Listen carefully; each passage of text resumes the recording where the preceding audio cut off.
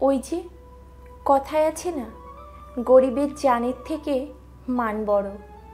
সেটা আমি উপলব্ধি করেছি নিজের জীবন থেকে। আমি সৌম্য দাস, বলতেই পারেন গরিব ঘরের সন্তান।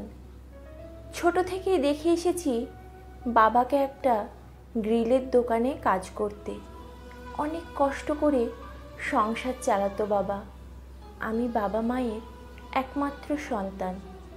সন্ধ্যাবেলা যখন বাবা ঘেমে নিয়ে ক্লান্ত শরীরে বাড়ি ফিরত, মনে হতো একদিন আমাকে প্রতিষ্ঠিত হতেই হবে, যাতে এই মানুষটার কষ্টের মূল্য অন্তত দিতে পারি। সংসার কোনো রকমে চলে যেত ঠিকই, কিন্তু একটু বড় হয়ে যাওয়ার পর বড় অস্থির লাগতো বাবাকে এত কায়িক পরিশ্রম করতে দেখে। তাই ক্লাস 10 থেকেই শুরু করলাম টিউশনি পড়াতে, যাতে অন্তত সামান্য হলেও সাহায্য করতে পারি বাবাকে। সকাল সন্ধ্যা টিউশন পড়িয়ে রাতে পড়তে বসতাম আমি। আমাদের টালির চালের ফাঁক দিয়ে জ্যোৎস্নার আলো উকি দিত, বেশ লাগতো আমার তা দেখতে। তবে মাঝে মাঝে যখন ঝড়ের আগমন হতো, মচমচ শব্দে ভেঙে যেত ঘরের টালি। বৃষ্টিতে যখন ঘরের চালের ফুটো থেকে পড়া জলে আটকাতে হতো বালতি বা মগ বসিয়ে, ঘুমের মধ্যে যখন গায়ে জল পড়তো, উঠে দেখতাম টালি ভেঙে জল ঢুকে ভিজে গেছে পুরো বিছানা। মনে আরও জেদ চেপে যেত, কবে আমি এই দুর্যোগের রাতগুলোতে বাবা মাকে শান্তিতে ঘুমানোর ব্যবস্থা করতে পারবো। এইভাবে দিন কাটতে লাগলো। আমিও ভালো নাম্বার পেয়ে উচ্চ মাধ্যমিক পাশ করে ঠিক করলাম ইংরেজি সাহিত্য নিয়ে লেখাপড়া করব। কলেজে গেলাম, সেখানে অন্য এক জীবন। বন্ধুদের কত বায়না, ঘুরতে যাব, রেস্টুরেন্টে খেতে যাব, কিন্তু তখন পুরোদমে লেখাপড়ার সাথে চলছে টিউশনি পড়ানো। ওদের সাথ দিতে পারতাম না, সেজন্য লক্ষ্য ছিল ভালো নাম্বার পেয়ে অনার্স শেষ করে উচ্চশিক্ষার জন্য লেখাপড়া করব। কিন্তু আকস্মিকভাবে জীবনে এলো প্রথম প্রেম।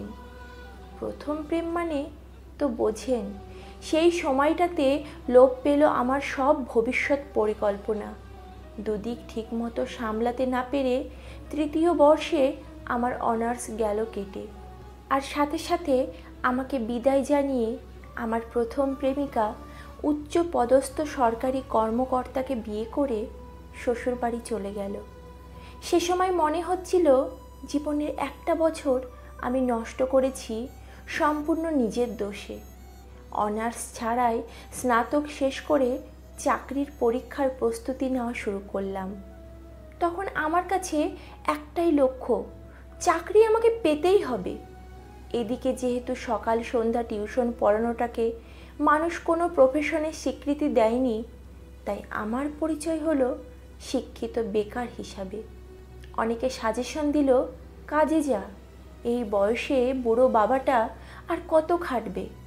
কিন্তু সে সময় আমি বোবা কালার মতো কারো কথায় কান না দিয়ে শুধু পড়ে গেছি।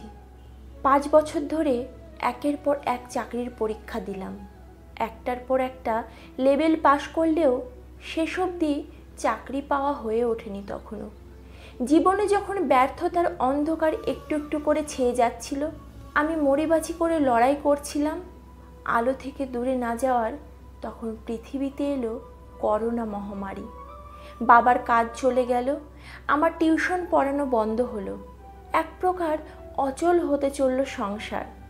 তাও আমি পাশের গ্রামে সাইকেল নিয়ে যখন দুটো বাড়িতে পড়াতে যেতাম, লোকজন এমনভাবে তাকাতো যেন কোনো অপরাধ করছি আমি। ওরা কি সত্যি বুঝতো না আমাদের দুমুঠো খেয়ে বেঁচে থাকতে হবে, তার জন্য টাকার দরকার। কিছু মানুষের সে সময় করোনায় আক্রান্ত হওয়ার সাথে সাথে অনাহারে মৃত্যুর ভয়ও মনে জন্মে গেছিল। বাবা রোজগারহীন অবস্থায় ভীষণ ভেঙে পড়েছিল, তখন অসহায় বোধ করছিল। কিন্তু এক বিপদ রক্ষা হলো না, আবার আমাদের দৈন্যতা বাড়াতে চলে এলো আমফান ঝড়।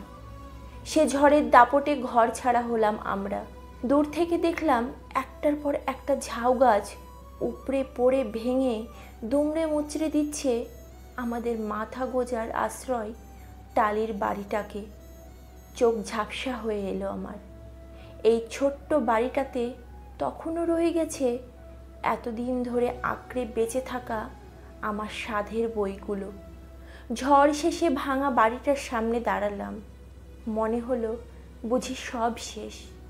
দু একদিন যেতে না যেতেই লোকজন আমাদের ভেঙে যাওয়া বাড়ির ছবি তুলে মানুষের সামনে তুলে ধরতে শুরু করলো আমাদের অসহায়তার। কেউ কেউ বলল সাহায্য সংগ্রহ করবে। আমি বললাম কিছুদিন সময় নিয়ে ঠিক করে নেব।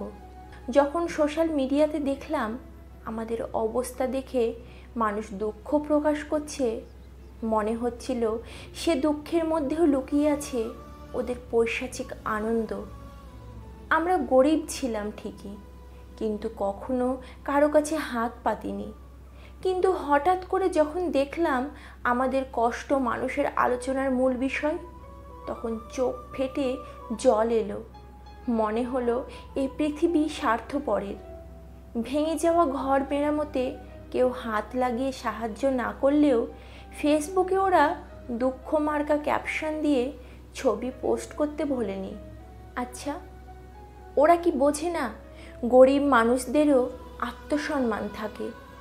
আমার জায়গায় ওরা থাকলে কি করতো, কেমন লাগতো ওদের?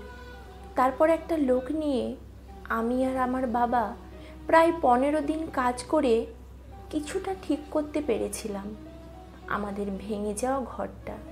তারপর একদিন দেখলাম ভেঙে যাওয়া গাছ পুকুরে পড়ে পচে পুকুরে সব মাছ মরে ভেসে উঠেছে। তখন ঘর বাঁচাবো নাকি পুকুর ঠিক ছিল না তার। আমার বইগুলো জলে ভিজে ফুলে গেছিল সব ড্যাম ধরে। সেবার একসাথে সব বিপদ হিংস্র হায়ানার মতো ঝাঁপিয়ে পড়েছিল আমাদের ওপর।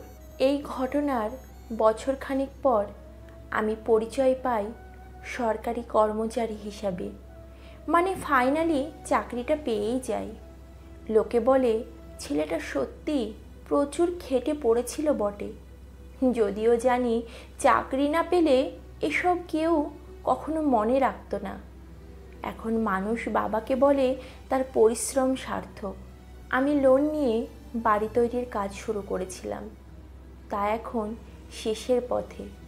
এটা ভেবে মনে শান্তি পাই। আমার প্রথম জীবিকা টিউশনি পড়ানো। আমি ছাড়িনি, ছুটির দিনে এখনও পড়াই। আমার লক্ষ্য আমি তো পূরণ করতে পেরেছি, কত বাধা পেরিয়ে, বুঝলেন তো? তাই পাড়ার বা গ্রামের বেকার ছেলে মেয়েদের এত বয়স হলো চাকরি পেলি না, খেটে আয় কর। এত লেখাপড়া করে আর কি হবে, পড়তে পড়তে তো বিয়ের বয়স পেরিয়েই গেল। এসব না বলে ওদের উৎসাহিত করুন, তবেই আপনি তাদের সাহায্য করলেন। সেক্ষেত্রে ওরা মনের জোর পাবে, কারণ আপনার চেয়ে ওদের পরিবারের ভবিষ্যতের চিন্তা ওদের মাথায় অনেক বেশি, যা ওরা প্রকাশ করতে পারে না। এই সোশ্যাল মিডিয়ার মাতামাতিতে মানুষ ভিউ পাওয়ার আশায় যাই ঘটছে ফোনের ক্যামেরা নিয়ে ছুটছে। হাজির হচ্ছে ব্লগাররা। এতে যারা নিজেদের দৈন্যতা প্রকাশ করতে অনিচ্ছুক, তাদের আত্মসম্মান গোপনীয়তা নিয়ে কেউ ভাবছে না। অনুমতি নেওয়া তো দূরের কথা। তাই ভিডিও করে সাহায্য করছি এই বলে রোজগার করার অছিলায় অনেক সময় বহু মানুষের সারা জীবনের জমানো আত্মমর্যাদায় আঘাত হানছে মানুষ। তাই আগে জেনে নিন আদৌ আপনার ক্যামেরায় সে তার পরিস্থিতি প্রচার করতে ইচ্ছুক কিনা। কিন্তু মানুষের অবশ্যই সাহায্যের প্রয়োজন, আর কিছু মানুষের কাছে সবচেয়ে মূল্যবান আত্মমর্যাদা।